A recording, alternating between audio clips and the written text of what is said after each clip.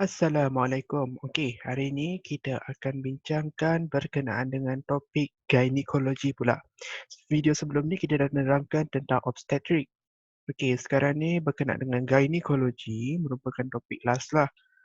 Okey, dah bawah tajuk gynecology ni ada banyak topik-topik. Okey, gynecology ni dia berkaitan dengan sakit puan. Penyakit yang dialami oleh wanita-wanita yang kita sering panggilnya sakit puan lah kalau ikutkan. Okay, first of all, macam biasa, sebelum kita belajar setiap topik yang baru, kita perlu belajar terminologi ataupun medical term dia. Jadi, first hari ni topik ialah terminology of gynecology. Okay, kita pergi pada next slide. Okay, kita pergi pada puberty. Puberty iaitu masa di mana organ-organ reproduktif mencapai kematangan.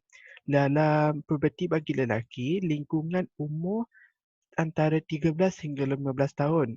Bagi wanita pula, lingkungan umur 9 hingga 16 tahun. Okay, kita tengok satu persatu. Okay, bagi lelaki, perubahan fizikal yang akan berlaku semasa puberti ialah pertambahan berat badan sehingga ketinggian yang mendadak, bahu melebar, pembesaran penis dan testikel, rambut mula tumbuh di bahagian pubik dan jambang serta misai di bawah ketiak, peningkatan aktiviti endokrin dan kelenjar sebasius. Okay, bagi puberti untuk wanita, perubahan fizikal dan psikologikal seorang wanita termasuk uterus, tip fallopian dan ovari menjadi matang. Kitaran haid dan ovulasi bermula, payudara mula membentuk dan membesar, rambut mula tumbuh di kawasan pubik dan axillary, pertumbuhan fizikal yang pesat dan tulang pelvik melebar. Okey, dan pertambahan dalam pengumpulan lemak terutamanya di bahagian pinggul dan payudara. Ini yang perubahan fizikal yang normal lah bagi seseorang wanita. Okey, next ialah menarche. Menarche merupakan haid buat kali pertama. Berlaku di antara umur 9 hingga 17 tahun. Menarche merupakan pengukuran masa kesuburan seorang wanita. Dysmenorrhea. Okey, dysmenorrhea ni bahasa yang selalu kita gunakan ialah senggugut. Okey, kesakitan yang datang bersama-sama dengan haid.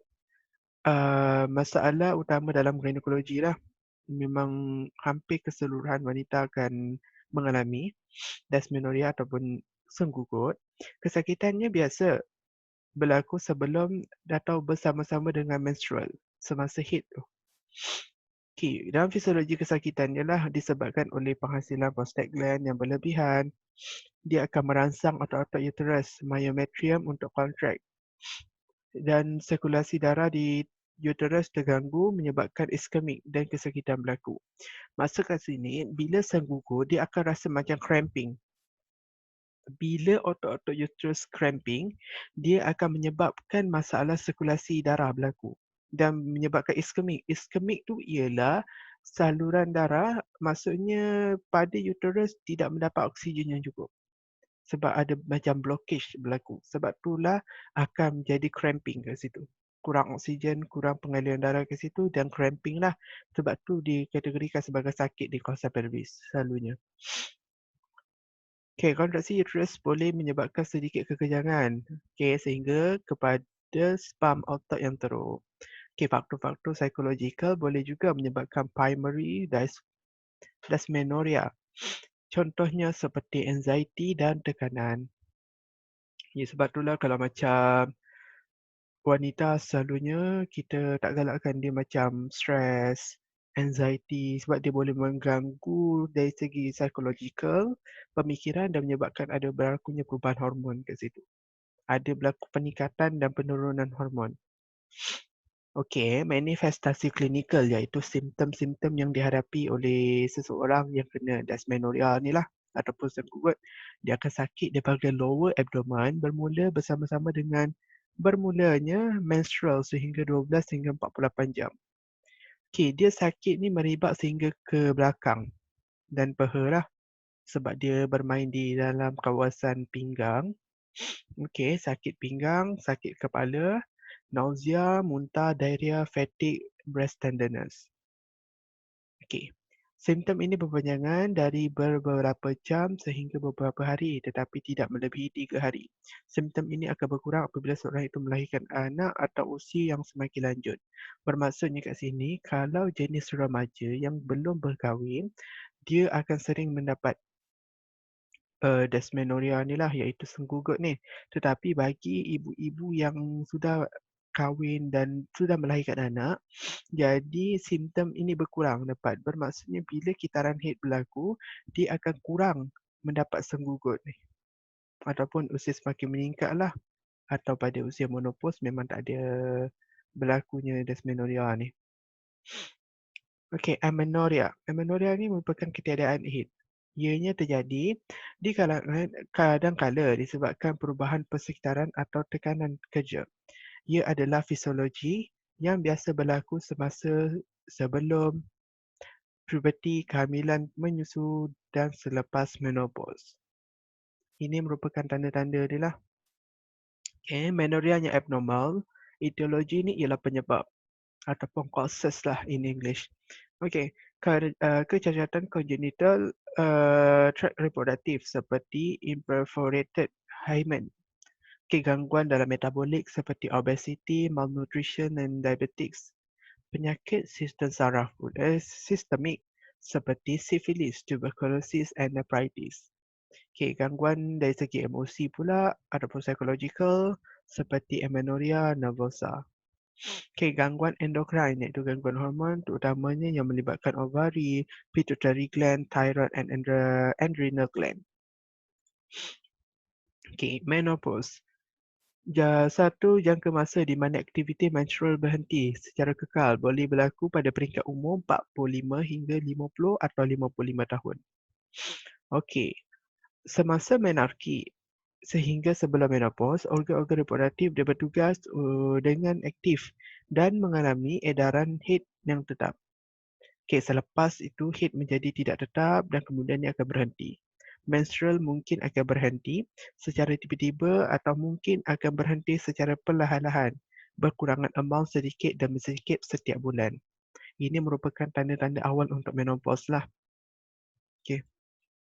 Wanita yang mengalami kitaran haid yang pendek mungkin akan mengalami menopause lebih awal 2 tahun dari wanita yang mengalami kitaran haid yang lebih panjang. Ini maksudnya dia dah menunjukkan simptom-simptom awal lah. Okey, simptom vasomotor instability. Okey, contohnya simptom ni sama juga macam manifestasi klinikal ataupun tanda-tanda yang pesakit akan dapat. Nervousness, hot flash, chill, excitability, fatigue, apathy, tekanan mental, mudah menangis, insomnia, palpitation, vertigo, headache, numbness, tingling. Okay, perubahan urinary seperti kerapan, membuang air kecil, incontinent urine. Keadaannya ini disebabkan penurunan paras estrogen dalam badan. Okay, menorrhagia. Aliran haid yang berpanjangan dan amount yang banyak. Okay, aliran haid ni biasa adalah di antara 3 hingga 7 hari dan purata keluaran darah sebanyak 35 mils. Okay, definisi menorrhagia ni adalah kehilangan darah melebihi 80 mils atau melebihi 7 hari.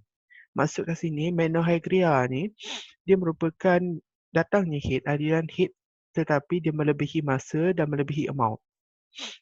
Okay, itu poin yang paling penting dah. Melebihi masa iaitu melebih daripada 7 hari, melebihi amount yang sepatutnya dikeluarkan ataupun banyaklah keluar amount dia 80 mils macam tu. Okay, faktor-faktor dia ada 4. Okay, mungkin daripada dari segi gangguan endokrin, pituitary gland, thyroid gland ataupun ovari. Penyakit sistemik seperti hypertension, diabetic mellitus. Okay, malposition of the uterus, retroversion ataupun retroflexion. Ketumbuhan di dalam uterus iaitu fibroid lah. Ini merupakan faktor-faktor yang mengganggu ataupun yang menyebabkan menorrhagia ni berlaku. Okey, itu saja untuk terminologi. Terminologi dia sikit saja. Okey, next video kita akan terangkan berkenaan dengan prosedur-prosedur yang akan dijalankan bagi untuk mendiagnose ataupun mengesan tanda-tanda awal masalah bagi ginekologi. Okey. Lepas tu baru kita akan masuk tentang penyakit-penyakit yang dialami oleh wanita dari segi ginekologi. Okey, itu saja. Sekian, terima kasih. Assalamualaikum.